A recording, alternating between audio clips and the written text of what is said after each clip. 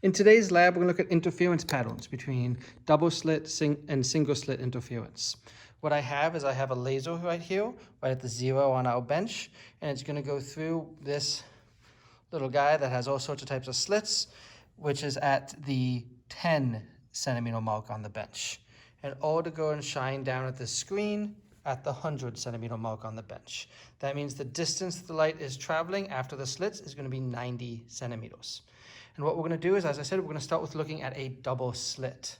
In fact, we're going to look at a double slit that has two slits separated by 0.125 millimeters, and each slit is 0.04 millimeters wide.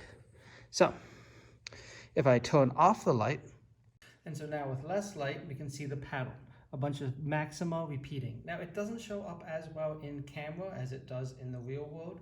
I apologize for that. But what I'm going to do, there's some shadow, you can see a little better, is I'm going to measure the distance between the maxima. And so I'll take my ruler, and I'm sorry, but I need a little more light to actually read said ruler. And I'll find the distance from the center to each maxima. What I see is the first maxima happens at 0.5 centimeter, and the second one happens at 1 centimeter. So that's m equals 1 as a half, m equals 2 as 1 centimeter. Going the other way, I can see they also line up to a half and 1. And so -1 is -1/2, and -2 is -1 centimeter. Now it is worth pointing out the other things we can do with this piece. So I'm going to kind of mess around here. So this is the pattern for a double slit. This right here is the pattern for a triple slit. This is the pattern for 4 slits, and this is for 5. As you can see, as I add more slits, it doesn't do huge changes in the pattern.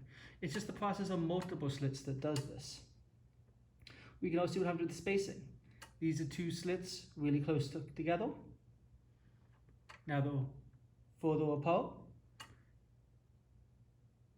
Now they're even further apart. And now they're further apart than that. It's kind of hard to tell in the video, but that one center bright spot is actually a whole bunch of little bright spots put together. You can see it better with this guy. With this one, it's kind of weird that they don't go in between. I'm not quite sure.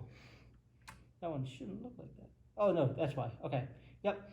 So this one, we have all of the little individual dots. It's just, they happen to be at a width to just not resolve them.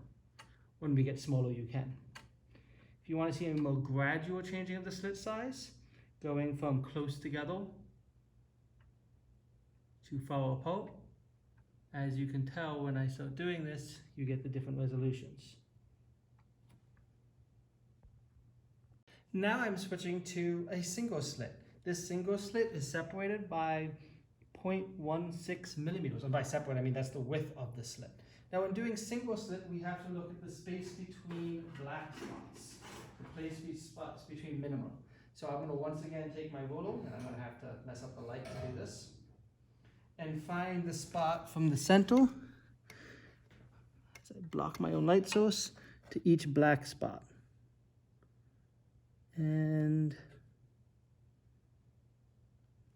I'm probably blocking the entire camera, but I can get those measurements. I'm going to actually do them separately, not on the video, just for light reasons. Of note, though, that's where I'm taking the data from, but that is, as I said, one single slit smaller. If I make that single slit, so change size single slit, this is the single slit even thinner. As you can see, the spots get further apart. This is it even thinner. And this is the thinnest. This is 0.02 millimeters. We're going back saying the number is 0.04 millimeters, 0.08 millimeters, and the 0.16 millimeters. In fact, if you gradually look at the size of the slit from thinnest to thickest, you can tell that as the slit gets smaller, we get more dots. When the thin gets smaller, they get more spaced out. Another thing this kind of interestingly shows is this right here is a square aperture that is just a series of square holes, which actually makes a square grid. If I make a series of hexagonal shaped holes, I get a hexagonal shape grid, which is kind of neat.